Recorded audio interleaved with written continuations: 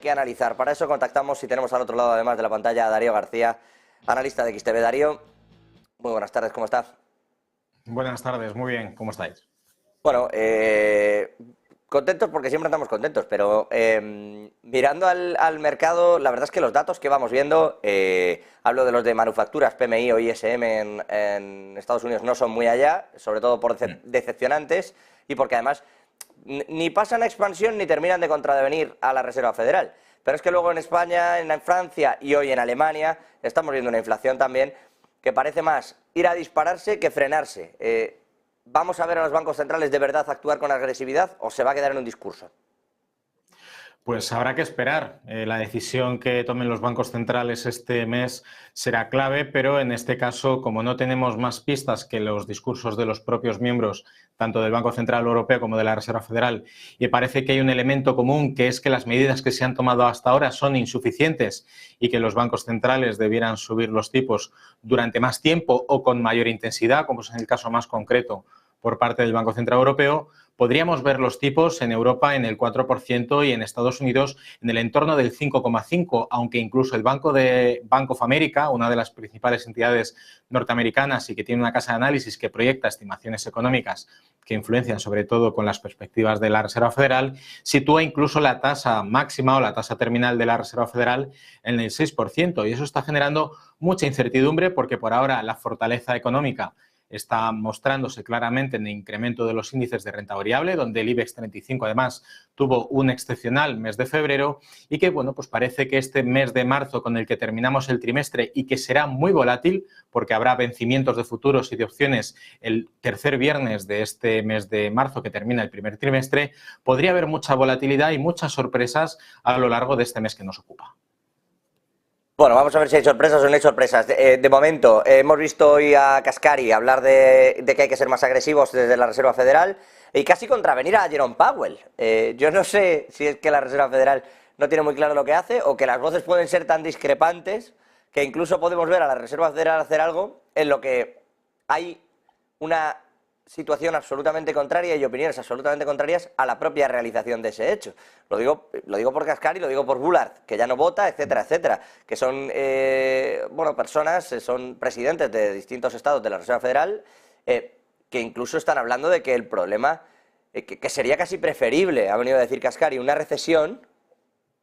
con tal de destruir esta fuerza del mercado laboral y esta confianza para poder frenar la inflación, sería casi preferible una recesión. Porque claro, dice, lo complicado va a ser evitar la recesión, que parece fácil,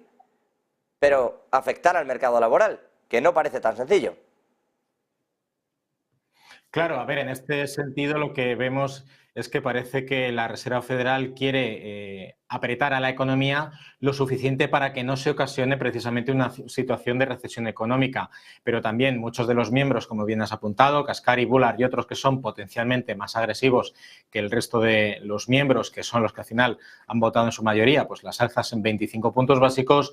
podría ser incluso necesaria esa recesión económica. Recordemos que el objetivo es enfriar la economía lo suficiente para que los precios se reduzcan y la única manera de enfriar los precios es que una parte del consumo y por otro lado una parte de la demanda prácticamente desaparezcan del mercado. Todos aquellos que viven por encima de sus posibilidades, que han aprovechado la expansión monetaria de estos años para mantener un poder adquisitivo o un nivel de vida por encima de sus niveles habituales y que recordemos también que con carácter estructural Estados Unidos es un país que a nivel de consumo trabaja mucho con el crédito y por lo tanto los bancos también son potencialmente culpables porque, bueno, pues aunque estén subiendo los tipos de interés y estemos viendo hipotecas por encima del 7% en Estados Unidos, no parece preocupar a los consumidores que lógicamente siguen viendo cómo la situación económica particular no les está afectando, pero probablemente en cuanto haya un parón en las alzas de los tipos de interés y veamos si nos encontramos en esa tasa terminal o que los mercados o la economía real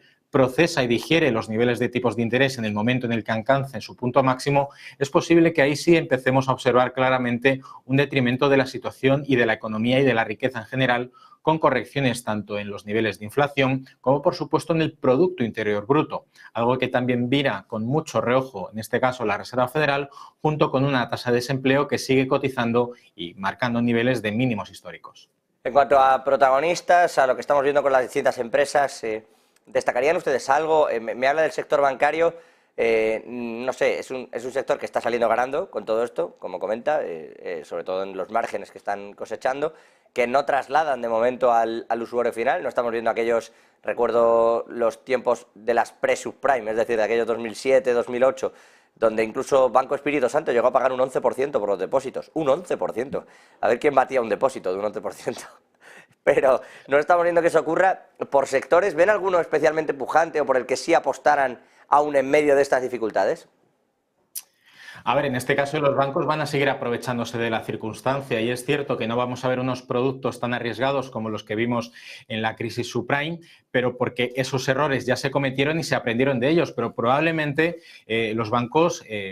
desarrollen otros problemas o otras equivocaciones nuevas que no han tenido anteriormente porque el contexto del mercado es diferente. Claramente los bancos van a seguir aprovechándose y con un Euribor que cerró el mes de febrero de media con un 3,55 establece claramente que los niveles de tipos de interés tienen que subir porque los bancos a través de este indicador claramente se están prestando dinero a una tasa superior a la que actualmente ha situado el Banco Central Europeo. Pero si tuviéramos que buscar algún tipo de sector que bueno, pues pudiera destacar en la jornada de hoy, no tanto un sector, sino una empresa, es claramente Ferrovial, que con la nota de prensa y el comunicado con el que cerró el mes de febrero, donde Rafael del Pino indicaba que es la intención de Ferrovial no solo salir de la bolsa española, sino cotizar en Estados Unidos y modificar la residencia jurídica o fiscal de la compañía en Holanda, pues ha sido una de las grandes novedades. A pesar de que no ha sido la compañía más alcista, claramente los inversores han cogido con beneplácito y de manera muy favorable inicialmente esta decisión que debería poner punto y final a mediados de este año 2023. No voy a entrar en la decisión en sí, desde un punto de vista del gobierno, ni si el gobierno instiga o no a las empresas, me lo voy a ahorrar. Darío, lo que sí, es evidente que al inversor le gusta que te ahorres dinero en impuestos yéndote a Holanda y que busques una solvencia a la hora de precisamente captar inversiones como es la de Estados Unidos. Eso ha parecido evidente. Darío García, analista de XTB, no sé si me dejo algo, pero lo que me quedo sin tiempo. Le agradezco, como siempre, su presencia aquí en Rolling Stock en este cierre del mercado. Abrazo fuerte. Igualmente, hasta la próxima. Y nosotros en un día como hoy no podíamos sino cerrar